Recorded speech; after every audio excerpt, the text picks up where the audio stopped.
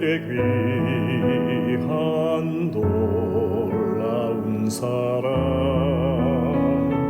영원히 잊지 못할 귀한 사랑 내 작은 몸과 마음으로는 주의 그 사랑 다 표현 못하네 갈보리 십자가에 피 흘려 죽으시고 나의 모든 죄 대속하니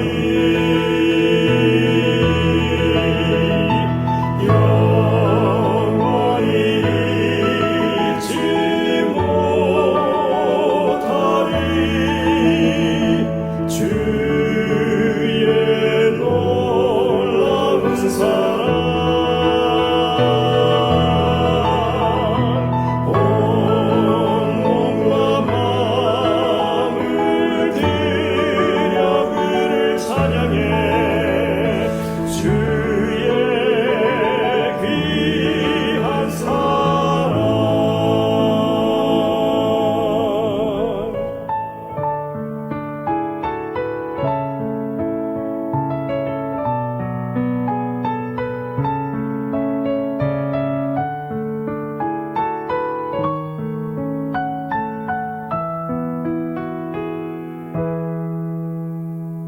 저 하늘의 귀한 놀라운 사랑 영원히 잊지 못할 귀한 사랑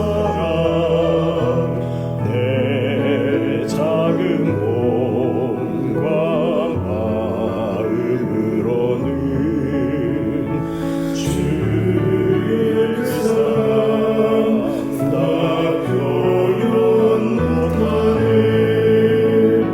갈보리 십자가에 피 흘려 죽으시고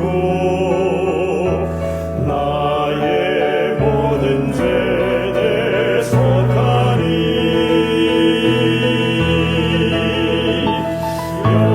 영원히 잊지 못하리 주의 놀라운 사랑 온 몸과 마음을 들여 그를 찬양해 주의 귀한 사랑 주의 귀한 사랑 주의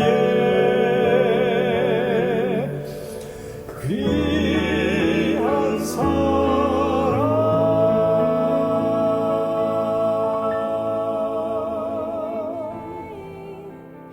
He will do something new today.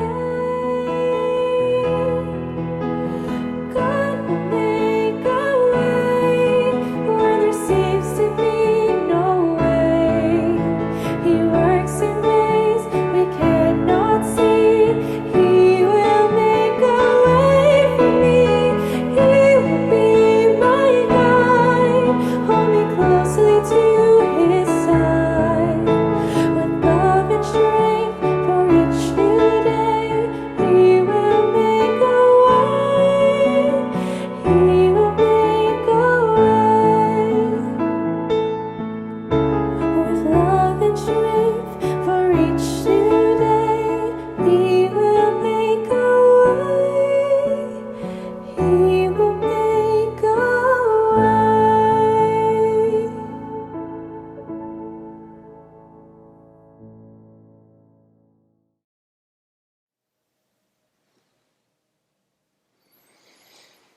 안녕하십니까 성도 여러분, 행복한 안식일입니다. 계절의 여왕이라고 하는 5월의 첫 안식일을 맞이하는 이 시간, 몸과 마음을 구별하여 안식일이 시작되는 이 첫 예배를 하나님께 드리고자 화면 앞으로 모이신 여러분 모두를 진심으로 환영합니다. 뉴욕은 가을이 정말 아름다운 곳이다 라고 하는 이야기를 많이 들었는데요. 제가 지난 한 해 지내보고 올해 또 다시 이렇게 봄을 맞아보니까 가을도 참 좋은데 가을 못지않게 봄이 너무나 아름답고 또 푸르고 생기가 넘치는 정말 계절의 여왕인 것 같습니다. 이 대자연이 살아나는 계절 5월에 우리의 영혼도 또 이 퀸즈교회도 다시 한번 푸르게 소생하게 되기를 소망하면서 5월의 금요 첫 영상 예배를 시작하겠습니다. 이제 다 함께 준비된 특별한 찬양들을 함께 하심으로 우리의 마음을 하늘로 향하겠습니다.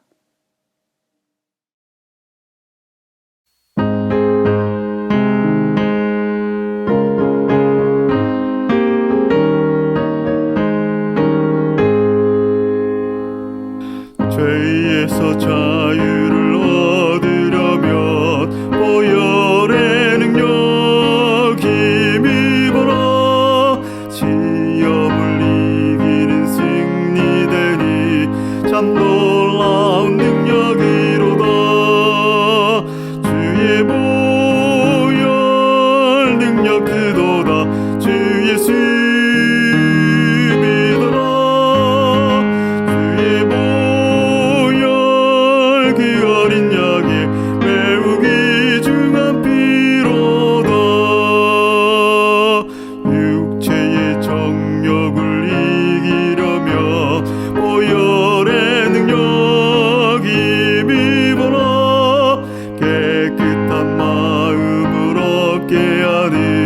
참 놀라운 능력이로다. 주의 보혈 능력 크도다. 주 예수 믿어라. 주의 보혈 그 어린 양의 매우 귀중한 피로다. 눈보다 더 희게 되려거든 보혈의 능력 힘입어라. 더러운 모든 죄 사하시는 참 놀라운 능력이로다. 주의 보혈 능력 크도다. 주 예수 믿어라. 주의 보혈 그 어린 양의 매우 귀중한 피로다. 만왕의 왕 예수 모시려면 보혈의 능력 힘입어라. 날마다 우리의 찬송 대목 참 놀라운 능력이로다. 주의 보혈 능력 크도다. 주 예수 믿어라. 주의 보혈 그 어린 양의 매우 귀중한 피로다.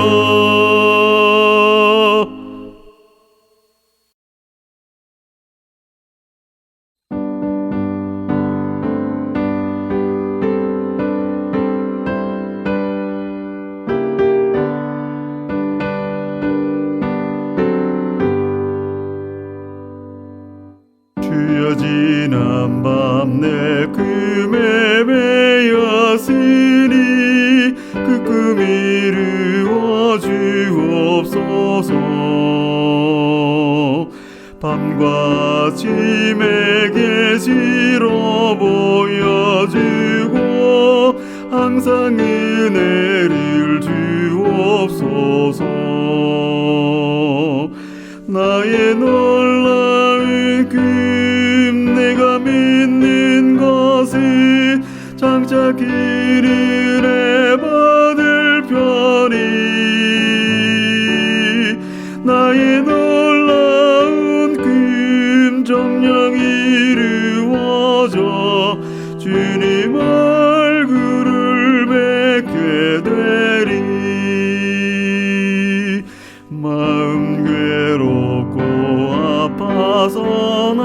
낙심될 때 내게 소망을 주셨으니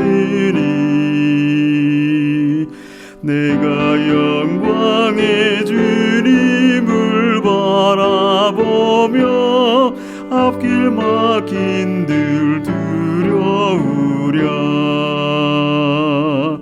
나의 놀라운 금 내가 믿는 것은 장차 그늘에 받을 편이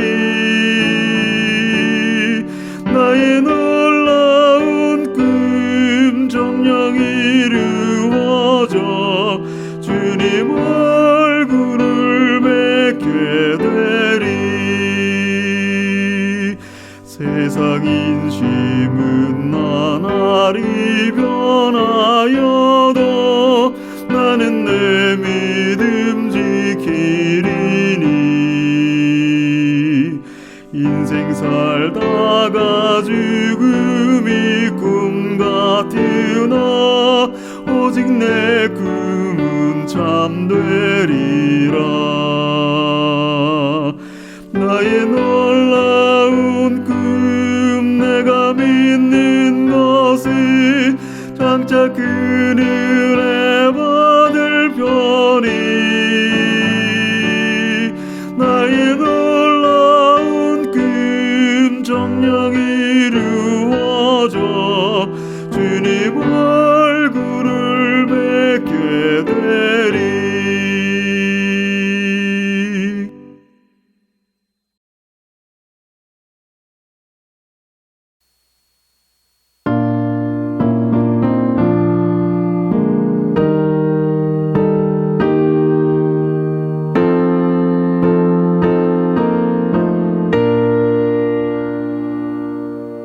너의 하나님 여호와가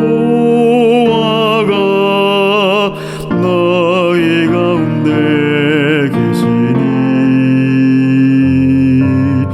그는 구원을 베푸실 전능자시라.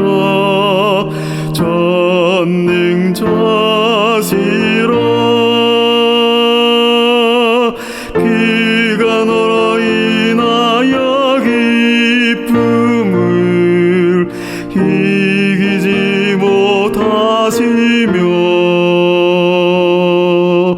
너를 잠잠히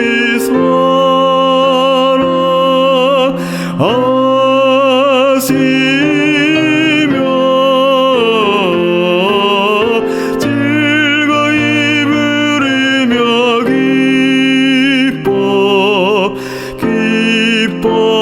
기뻐하시리라. 즐거이 부르며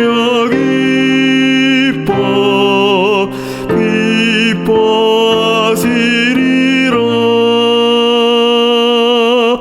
너희 하나님 여호와가 너희 가운데 계시니 그는 구원을 베푸실 전능자시라. 그가 너로 인하여 기쁨을 이기지 못하시며 너를 잠잠히 사랑하시며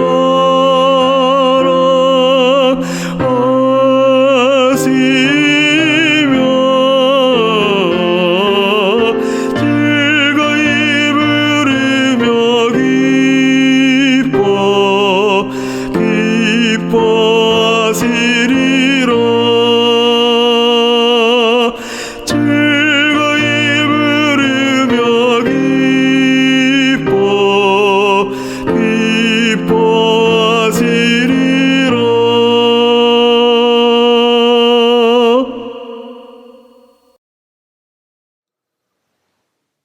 이제 시작하는 첫 찬미 361장 내 주 하나님 넓고 큰 은혜는 다 함께 찬미하신 후에 예배를 위하여 노성자 집사님께서 시작하는 기도 인도해 주시겠습니다.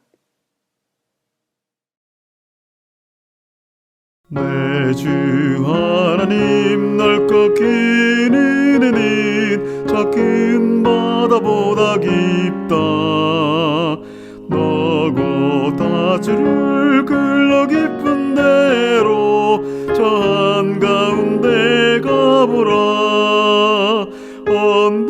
언덕을 떠나서 장파에 배 띄워 내 주 예수의 바다로 내 맘껏 다녀보라. 왜 너 인생은 언제나 거기서 저 큰 바닷물을 보고 그 밑 모르는 깊은 바닷속을 한 번에 하려 안 보나. 언덕을 떠나서 장파에 배 띄워 내 주 예수의 바다로 내 맘껏 다녀보라. 많은 사람이 얕은 물가에서 저 큰 바다 가려다가 찰싹거리는 작은 파도 보고 맘이 졸여서 못 가네. 언덕을 떠나서 장파에 배 띄워 내 주 예수의 바다로 내 맘껏 다녀보라. 너고 가거라 이제 고 가거라 저 큰 은혜 바다 향해 자고 내려를 저 깊은 데로 가라. 망망한 장파로 언덕을 떠나서 장파에 배 띄워 내 주 예수의 바다로 내 맘껏 다녀보라.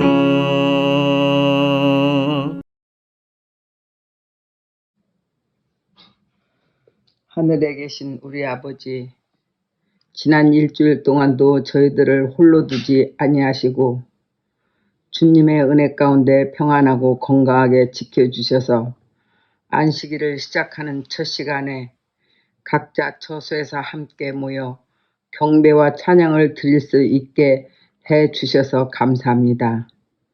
저희들을 일찍이 주님 자녀 삼아주셔서 예배를 통하여 우리의 소원과 간구가 하나님 아버지와 소통할 수 있게 해주셔서 감사합니다. 저희들을 항상 눈동자와 같이 지켜주셔서 굽이굽이 우리의 삶을 선한 길로 인도해 주셔서 감사합니다. 어떠한 어려운 일이 닥친다 해도 주 안에서 기뻐하며 하나님께서 주시는 축복을 누리며 살아가는 퀸속교회 믿음의 형제들이 되게 해 주시옵소서.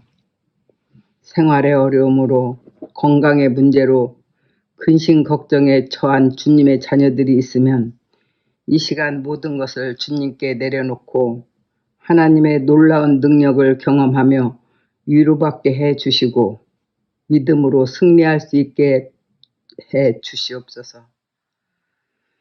특별히 청년교회를 위하여 기도드립니다.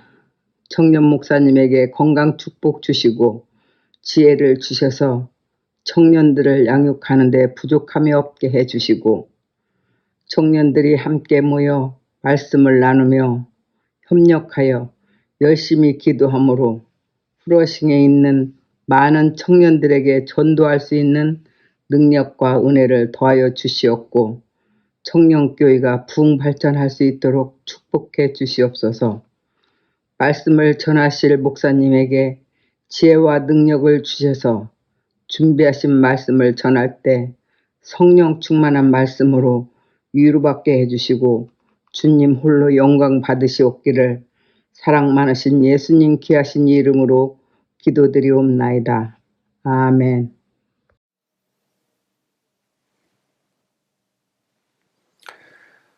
성도 여러분 안녕하십니까? 계절의 여왕 5월이라고 하는 아주 설레이는 시간 속으로 우리가 들어왔습니다. 그 5월의 첫 안식일이 시작되는 5월 5일 저녁 퀸즈교회에서 보내드리는 영상 예배 함께 하신 여러분 다시 한번 진심으로 환영합니다. 이번 한 달 동안은 가까운 필라 중앙교회를 섬기시는 김경섭 목사님께서 저희를 위하여 아주 특별한 말씀을 전해 주시겠습니다. 준비된 하나님의 말씀을 통하여서 큰 영적인 유익과 은혜 받게 되시기를 간절히 바랍니다.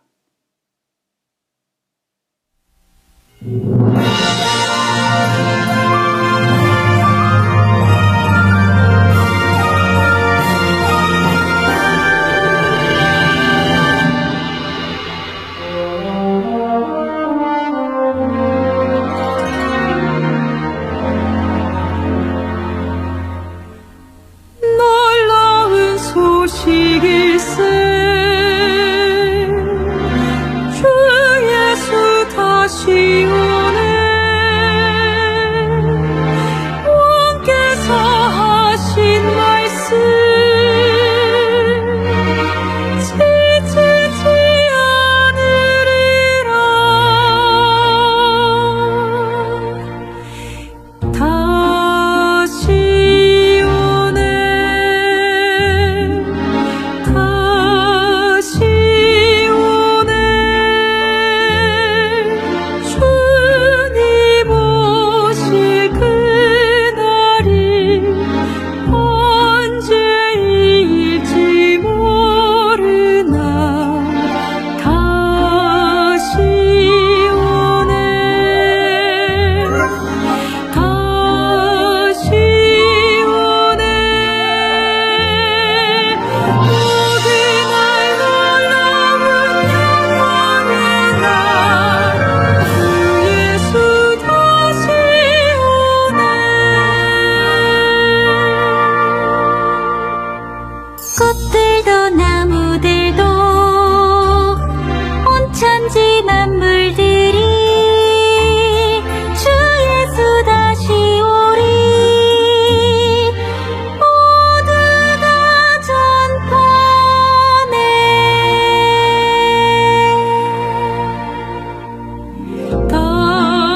다시 오네 다시 오네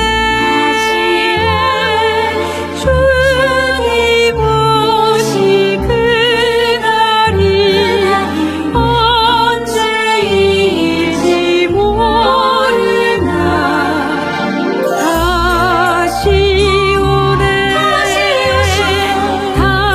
다시 오네 거기 날 놀라운 영광의 날 다시 오네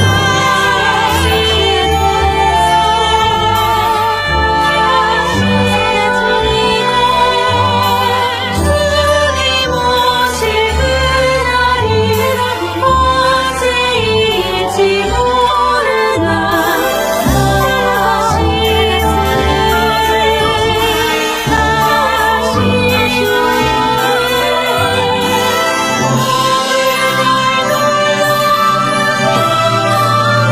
다시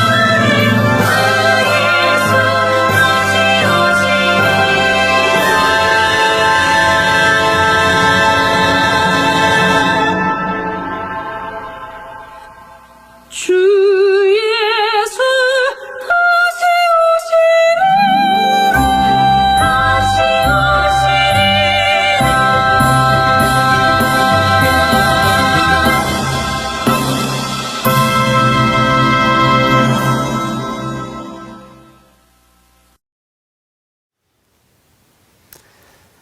안녕하십니까 성도 여러분. 행복하고 평안한 안식일 맞이하셨습니까? 하나님께서 모든 성도들께서 섬기시는 가정과 하나님의 교회에 놀라우신 축복과 은혜가 넘치는 안식일 되길 주의 이름으로 축원드립니다. 오늘은 하나님의 말씀 마태복음 16장 13절에서 24절의 말씀을 통해서 견고한 그리스도인의 믿음이라는 제목으로 함께 말씀의 은혜를 나누겠습니다. 본문 봉독하겠습니다. 베드로가 예수를 붙들고 항변하여 이르되 주여 그리 마옵소서. 이 일이 결코 주께 미치지 아니하리이다. 예수께서 돌이키시며 베드로에게 이르시되 사단아 내 뒤로 물러가라. 너는 나를 넘어지게 하는 자로다. 내가 하나님의 일을 생각지 아니하고 도리어 사람의 일을 생각하는도다 하시고 이에 예수께서 제자들에게 이르시되 누구든지 나를 따라오려거든 자기를 부인하고 자기 십자가를 지고 나를 따를 것이니라. 아멘. 미국 켄터키 대학의 전설적인 농구팀 감독이 있었습니다. 릭 디파노라고 하는 이름 없는 무명 감독이었습니다. 미국 고등학교 여자 농구팀의 감독이었지요. 그는 압박 수비 전술을 도입하면서 엄청난 성공을 거두었습니다. 그러자 주변의 수많은 대학 농구 팀들이 이 전술을 배우기 위해서 디파노를 아무 거리낌 없이 그 비법을 좀 가르쳐 달라고 찾아왔습니다. 그는 기꺼이 기쁘게 그것을 가르쳐 줍니다. 그러나 대부분의 팀들은 그 전술을 도입하지 못하고 실패했습니다. 왜냐하면 그 전술을 소화하기 위해서는 엄청난 체력이 필요했기 때문입니다. 이를 위해서는 뼈를 깎는 훈련이 필요되었습니다. 그 팀들은 다 적절하게 적당하게 잘하는 그런 팀들이었습니다. 그래서 그 무서운 훈련을 감당해야만 한다고 하는 절박감이 그들에게는 없었습니다. 최고가 될 수 있는 길을 몰라서 못한 것이 아니라 알면서도 힘든 길을 가기 싫어서 포기한 것입니다. 많은 경우 사람들이 길을 몰라서 못하는 것이 아니라 그 길을 가기 위해서 치러야 할 대가들이 너무나 컸기 때문에 그들은 그 길을 가기 힘들었던 것입니다. 난관을 타게 하는 돌파구는 번뜩이는 머리에서 나오는 것이 아니라 필사적인 정신력에서 나오는 것입니다. 그런데 요즘 많은 사람들을 보면 직장에서 힘들면 또 가정에서도 힘들면 심지어는 자신의 인생이 힘들면 생명까지라도 쉽게 포기해버리는 사람들이 너무나도 많다는 것입니다. 베드로는 그 실체가 그리스도의 죽음이라고 하는 것이 밝혀지면서 그것을 거부함으로써 그의 신앙 고백을 한 것에 관한 그 실체가 잘못되었음을 예수님으로부터 아주 극단적인 책망을 듣게 됩니다. 바로 그것이 사단아 내 뒤로 물러가라 너는 나를 넘어지게 하는 자로다. 내가 하나님의 일을 생각지 아니하고 도리어 사람의 일을 생각하는도다 라고 말씀하십니다. 여러분 우리가 보았던 이 본문의 말씀 24절의 말씀을 우리는 세 부분으로 나눌 수 있겠습니다. 특별히 첫 번째 누구든지 나를 따라오려거든 이라고 하는 말씀입니다. 오려거든이라고 하는 바로 그 말씀은 오직 신실한 제자들에게만 해당된다는 것을 뜻하는 것입니다. 두 번째, 자기를 부인하고 라고 하는 말씀이지요. 자기를 부인이라고 하는 자기를 부인한다 라고 하는 자기 부인이라고 하는 이 단어는 바로 이기적인 의지와 방법을 기꺼이 포기하는 것을 의미합니다. 자신이 가지고 있는 정욕이나 그리고 물질에 관한 물욕 그리고 그 심령 속에 있는 악한 모든 생각들을 기꺼이 포기하라고 하는 뜻입니다. 세 번째는 날마다 제 십자가를 지고라고 하는 구절입니다. 여기서 말하는 이 날마다라고 하는 이 말은 자신의 의지에 대하여 끊임없이 죽는 것을 강조합니다. 우리 주님을 위하여 고난과 죽음의 각오를 매일 매 순간 끊임없이 하며 살아가라고 이야기하는 것입니다. 나를 따르라고 말씀하시지요. 어떠한 역경에서라도 순종하라고 이야기하는 것입니다. 그리스도인의 삶은 자기 부인의 삶의 연속입니다. 그는 자신을 위해서 말하지도 않고 자신을 위하여서도 애쓰지 않는 사람입니다.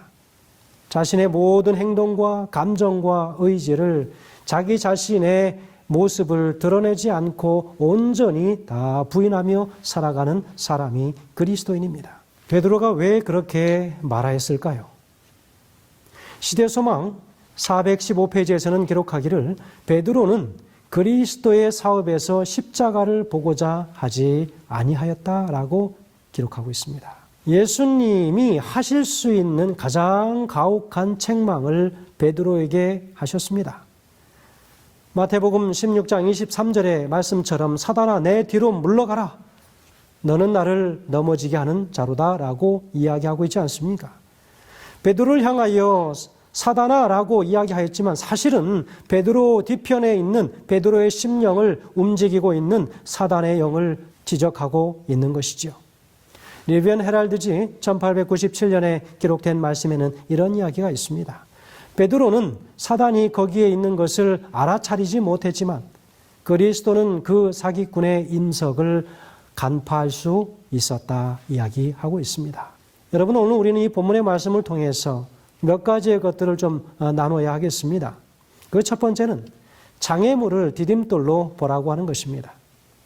폴 스톨스 박사라고 하는 사람은 인간의 능력을 말하는 데 있어서 지성도 중요하고 체력도 감성지수도 다 중요하지만 그 어떤 것보다도 특별히 모든 고난과 역경들을 이겨내는 그 의지력인 바로 역경지수가 아주 중요함을 그는 주장합니다.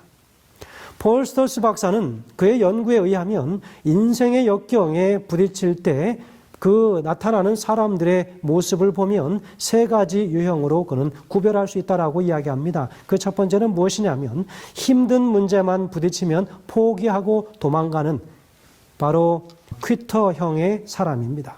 모든 일들을 멈추고 스탑하는 것입니다. 모든 이 세계 인구의 전체 20%에 상당하는 사람은 바로 이런 유형의 사람이라고 이야기합니다. 두 번째는 포기하지 않고 그렇다고 역동적으로 문제를 해결하는 것도 아닌 바로 그 자리에 주저앉아서 현상을 유지하는 그런 유지형, 다시 말하면 캠퍼형이라 그는 그렇게 이야기합니다. 세상 전체 인구의 60%에 상당하는 사람이 바로 여기에 속한다라고 이야기합니다. 세 번째는 역경을 만나도 포기하지 않고 모든 힘을 동원해서 반드시 그 장애물을 기어 올라가 정복하는 클라이머형이 있다라고 이야기합니다. 전 모든 사람의 20%에 상당하는 사람들이 바로 이런 유형에 속한다라고 이야기합니다. 이 클라이머의 능력을 스톨츠 박사는 역경지수라고 그렇게 부르습니다.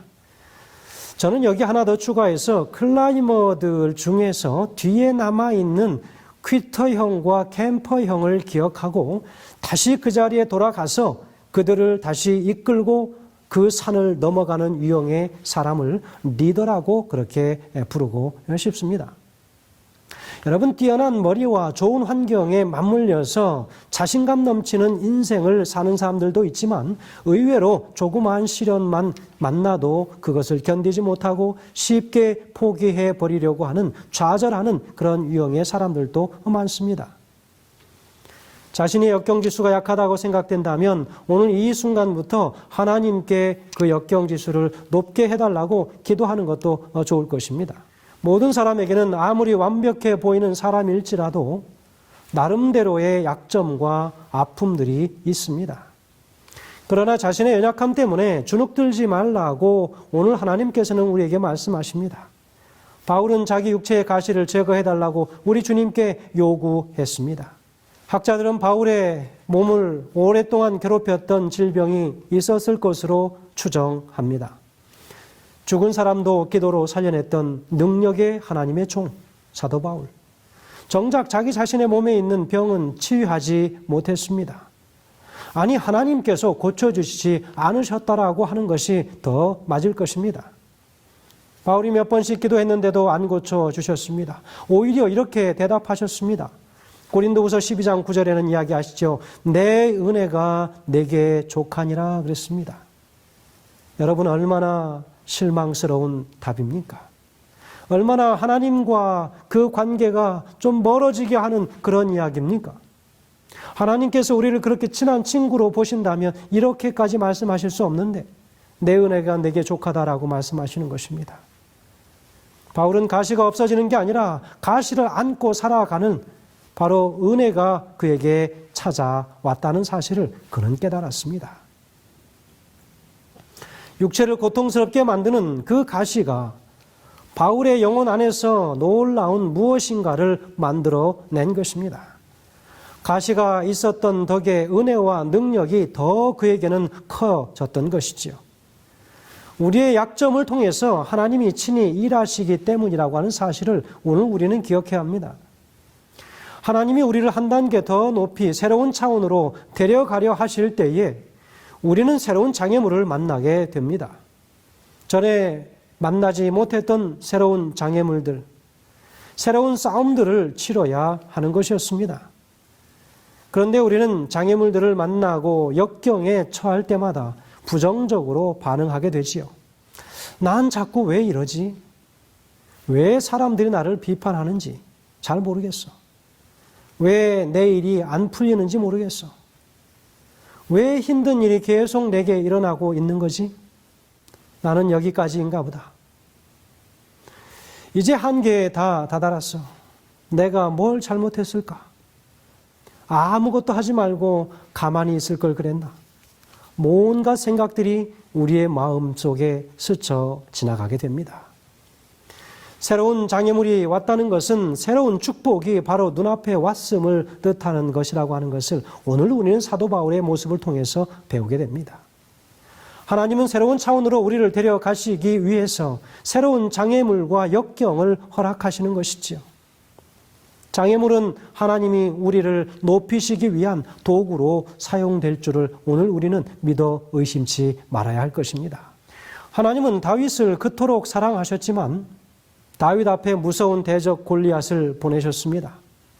다윗을 죽이려고 했을까요? 망신시키려고 한 것이었을까요? 여러분, 아닙니다. 전 이스라엘에 대적할 사람이 없었던 바로 이 거인 골리앗. 모든 사람에게 공포의 대상이었던 골리앗. 어느 누군가는 쓰러뜨려야 할 사람이었습니다.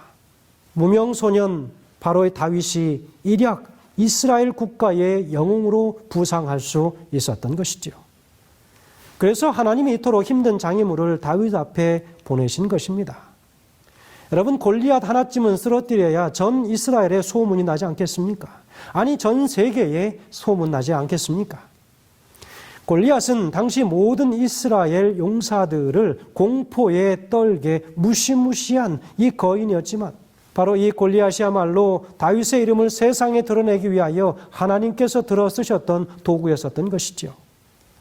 골리앗은 다윗의 거침돌이 아니라 오히려 다윗을 높이기 위한 디딤돌이었습니다. 우리 앞을 가로막는 문제의 크기는 우리에게 주실 하나님의 미래에 우리에게 주실 축복의 크기와 정비례한다고 하는 사실입니다. 여러분, 우리가 만난 문제들이 힘드십니까? 우리가 만난 문제가 도저히 그것을 뛰어넘을 수 없을 것처럼 보이십니까? 다윗처럼 우리가 극복할 수 없는 그런 큰 산처럼 보이십니까?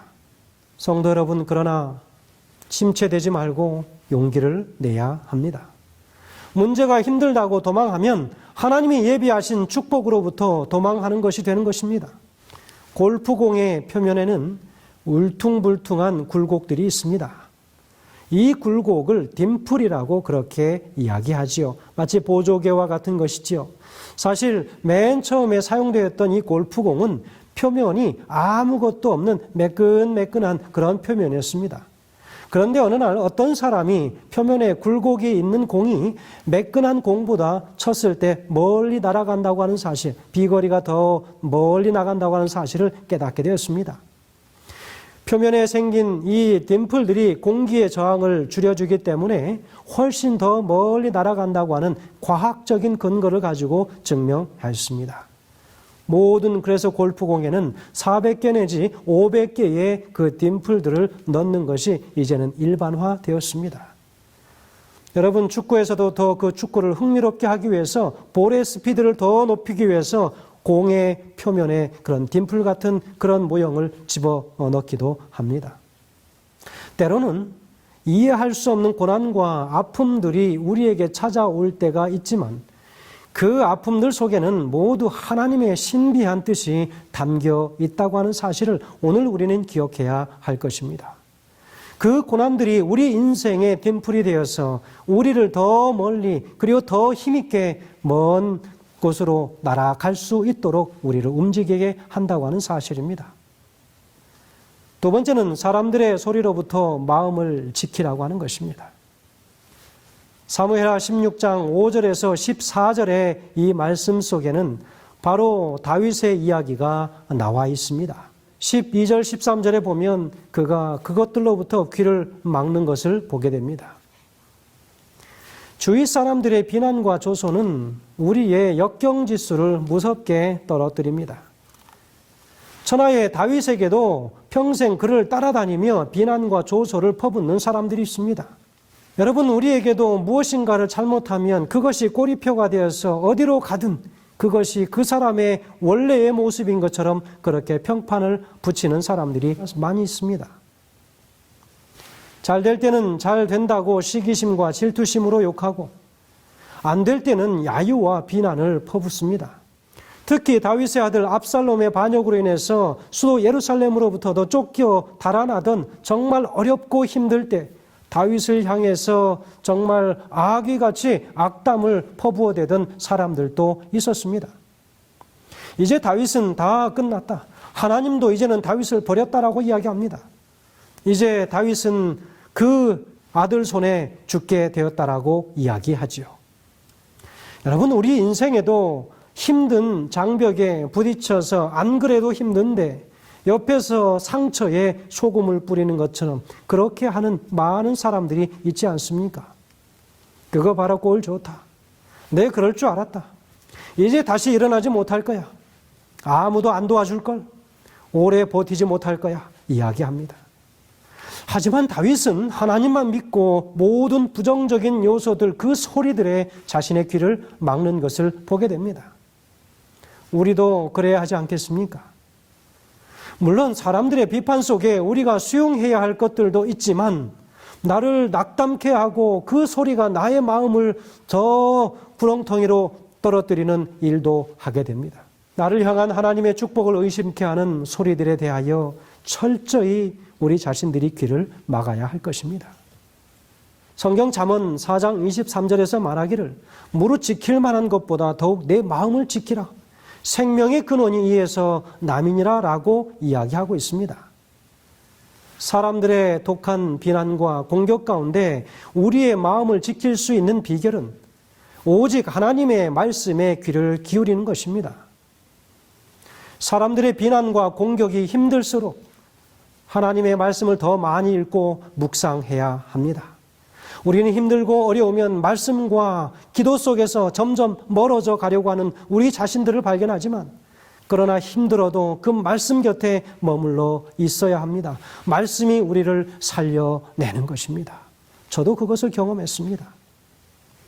하나님의 말씀으로 내 마음을 강하게 추스리시고 또 그것이 신실하고 강인하게 버텨내는 그런 삶 능력의 말씀이 되게 하시길 주의 이름으로 축원드립니다. 모세의 뒤를 이어서 약속의 땅을 정복하는 전쟁을 앞두고 두려움에 떨고 있었던 한 사람이 있었습니다. 누구였을까요? 여호수아였죠. 여호수아에게 하나님은 강하고 담대하라고 말씀하시면서 말씀을 주야로 묵상하면서 순종하라고 말씀하셨습니다. 여호수아서 1장 7절에서 9절의 말씀에는 이렇게 기록하고 있습니다. 오직 강하고 극히 담대하며 나의 종 모세가 내게 명령한 그 율법을 다 지켜 행하고 우로나 좌로나 치우치지 말라. 그리하면 내가 어디로 가든지 형통하리니 이 율법책을 내 입에서 떠나지 말게 하며 주야로 그것을 묵상하며 그 안에 기록된 대로 다 지켜 행하라. 그리하면 내 길이 평탄하게 될 것이며 내가 형통하리라. 내가 내게 명령한 것이 아니냐. 강하고 담대하라. 두려워하지 말며 놀라지 말라. 내가 어디로 가든지 내 하나님 여호와가 너와 함께 하느니라 하시니라 라고 기록하고 있습니다. 사람들이 하는 말이란 대부분 무슨 이야기일까요? 그거 해봤는데 안 되는 거야. 나도 그거 다 해봤어. 여러분, 안 된다, 어렵다, 불가능하다라고 하는 부정적인 말들이 대부분입니다. 그 소리들만 듣고 있으면 낙담되어서 아무것도 할 수가 없습니다. 그들이 내 인생을 대신 살아줄 것도 여러분 아닙니다. 힘들수록 우리는 하나님의 말씀을 집중해서 많이 읽고 들어야 합니다. 말씀을 통해서 하나님이 우리를 치유하시고 격려하시면서 번뜩이는 하늘의 지혜를 순간순간 우리 자신들에게 공급해 주시는 것을 우리는 말씀을 통하여 깨닫습니다. 여기서 묵상한다라고 하는 이 말씀은 무엇일까요? 히브리어로 중얼중얼 말한다, 그런 뜻입니다. 중얼중얼 계속 말한다는 것입니다. 말씀을 묵상할 뿐만 아니라 계속해서 그 말씀을 자기 자신에게 스스로 선포해 줘야 된다라고 하는 것을 이야기하고 있습니다. 예를 들면 내게 능력 주시는 자 안에서 내가 모든 것을 할 수 있느니라. 혹은 내가 죽지 않고 살아서 하나님의 영광을 선포하리라 라고 하는 말씀을 선포하는 것입니다. 사람의 말은 우리의 힘이 빠지게 하는 경우가 많지만 하나님의 말씀은 없던 힘도 생기게 하고 죽었던 사람도 살려내는 것이 하나님의 말씀 아니겠습니까? 말씀을 받쳐주는 것이 기도이기도 합니다. 기도는 우리 모든 것을 축복하고 모든 악한 것들을 대하여 마주할 수 있는 힘과 능력을 주는 매개체입니다. 기도는 우리에게 아주 큰 영향을 끼치는 것이죠. 모든 부분에서 영향을 끼치게 됩니다. 바로 여기에 기도의 엄청난 가능성을 오늘 우리는 보게 되는 것입니다. 우리 인생에 얼마나 많은 쓴맛들이 바로 기도에 의해서 단맛으로 변하는 것을 오늘 우리는 경험합니까? 얼마나 나약한 사람들이 기도 앞에서 정말 강인해졌는지 수도 없이 헤아릴 수가 없습니다. 기도의 줄을 놓지 않고 잡고 있는 사람은 약한 것 같지만 그러나 하나님께서 그를 강하게 하십니다. 말씀과 기도로 다져진 사람은 역경지수가 높은 사람입니다. 오늘 우리가 함께 나눌 세 번째 말씀은 신앙 공동체의 힘이 중요하다라고 하는 것입니다. 오래전 노스캐롤라이나 주에 기록적인 토네이도가 불어닥쳤습니다. 아름드리 큰 나무들이 뿌리채 다 뽑혀나갔습니다. 그런데 희한하게도 그보다 훨씬 약한데도 토네이도에 버텨낸 숲이 있었습니다. 바로 그 숲의 나무들은 아주 좁은 간격으로 심겨져 있었을 뿐만 아니라 뿌리와 가지들이 서로 얽혀져 있었기 때문에 서로가 서로를 붙들어주는 역할을 했다라고 학자들이 이야기를 했습니다. 여러분, 전도서 4장 12절에는 이렇게 기록합니다. 한 사람이면 패하겠거니와 두 사람이면 맞설 수 있나니 삼겹줄은 쉽게 끊어지지 아니하느니라 라고 이야기하고 있습니다. 인생의 폭풍이 밀려올 때 혼자서는 견뎌내기가 힘든 것입니다. 그때 함께 버텨줄 거룩한 믿음의 공동체가 절실히 필요한 것이죠. 함께 모여 있으면 어지간한 시련도 버텨낼 수 있는 힘이 우리에게 있게 됩니다.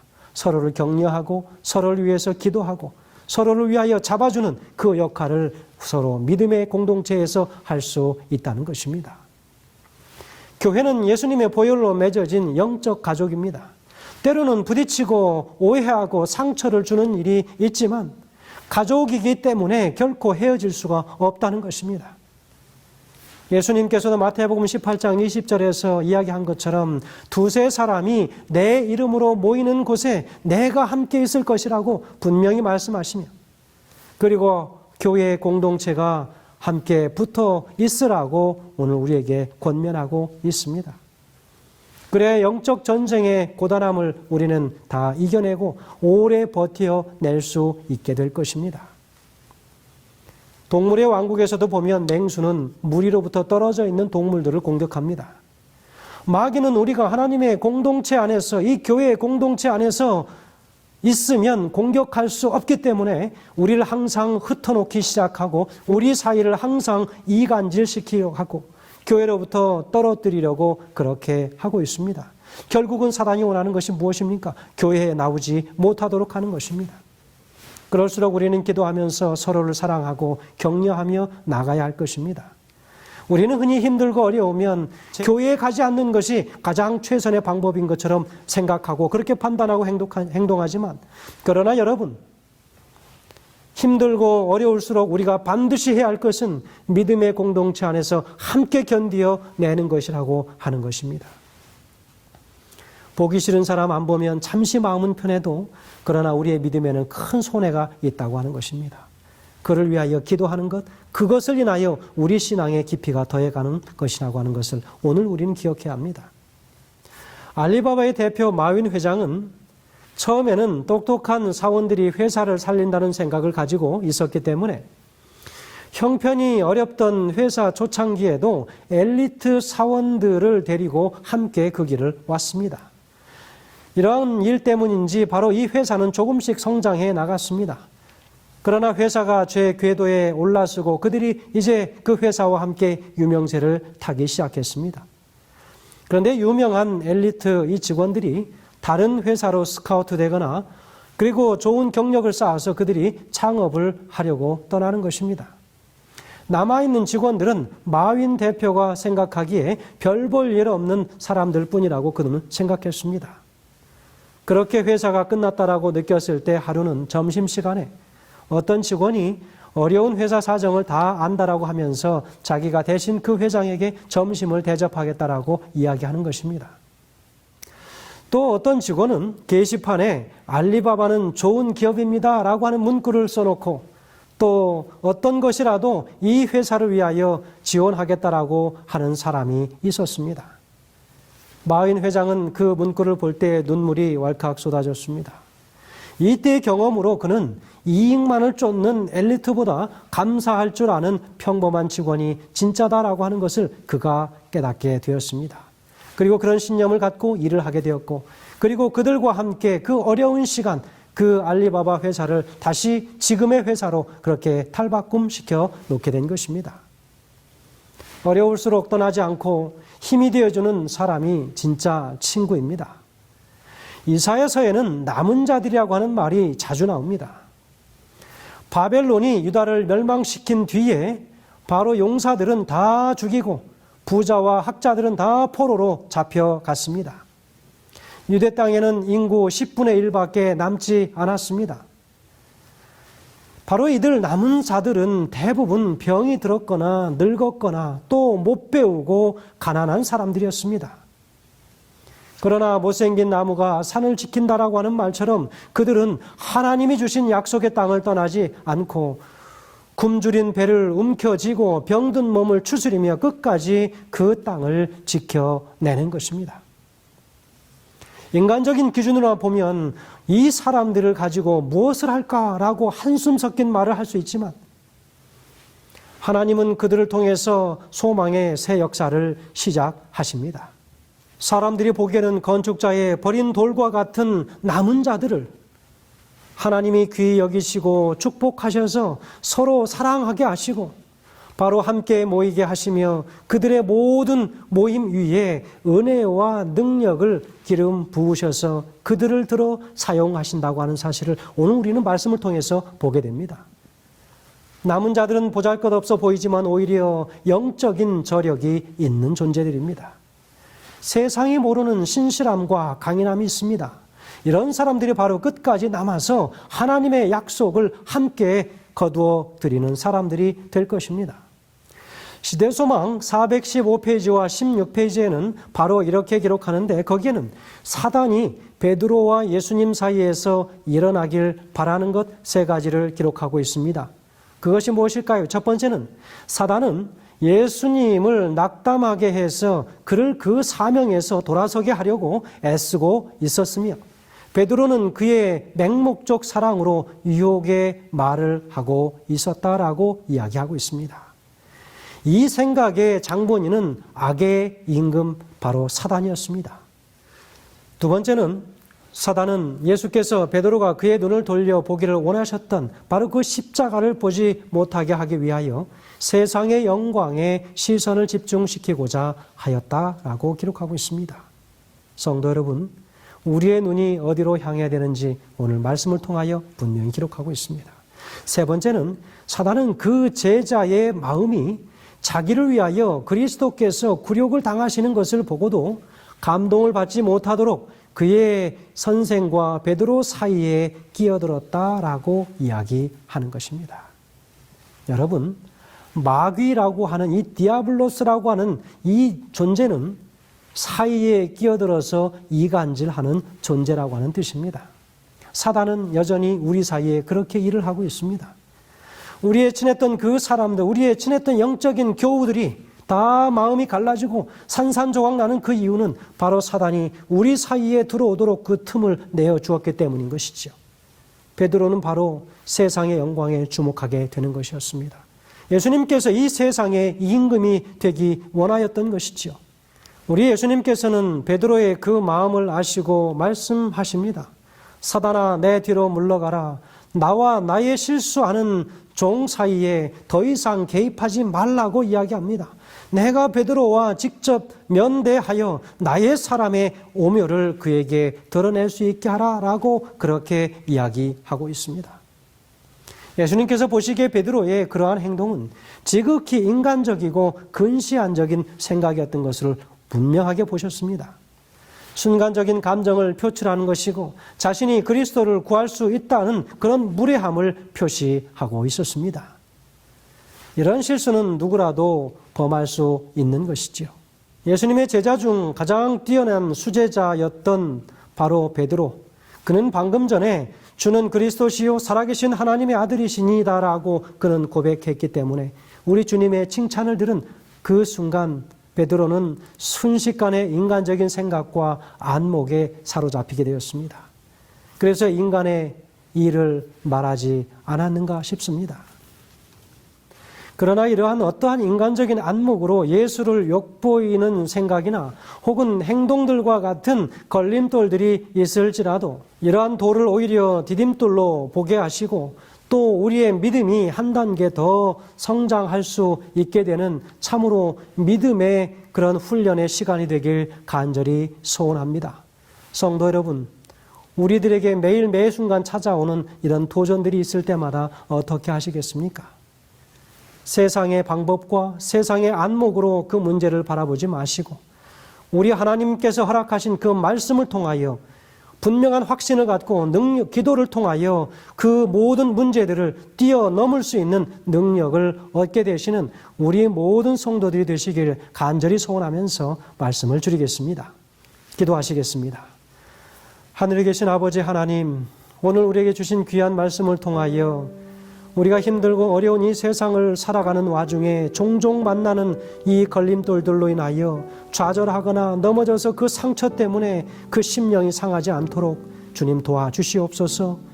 주님, 그 모든 역경들을 오히려 디딤돌 삼아서 다시 일어나게 하셔서 우리 하나님께로부터 떨어지지 않고 우리 하나님의 교회들로부터 떨어지지 않는, 그리하여 하나님의 능력 가운데 거하는 하나님의 백성들 되게 하시기를 예수님의 귀하신 이름으로 간절히 기도드리옵나이다. 아멘.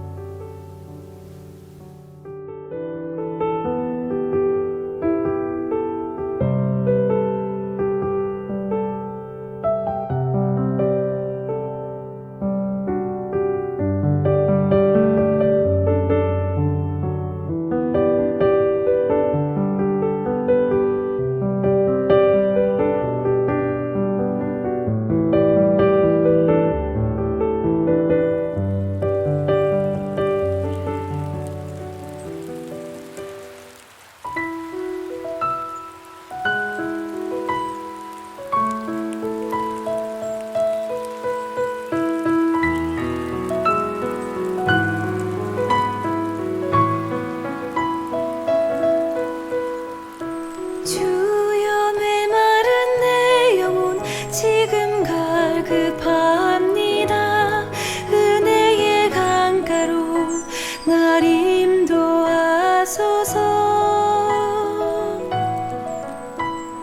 목마른 사슴 헤매듯 주를 찾기 원하네. 정결한 샘물로 나를 이끄소서. 주는 선한 목자 난 그의 양 채우소서.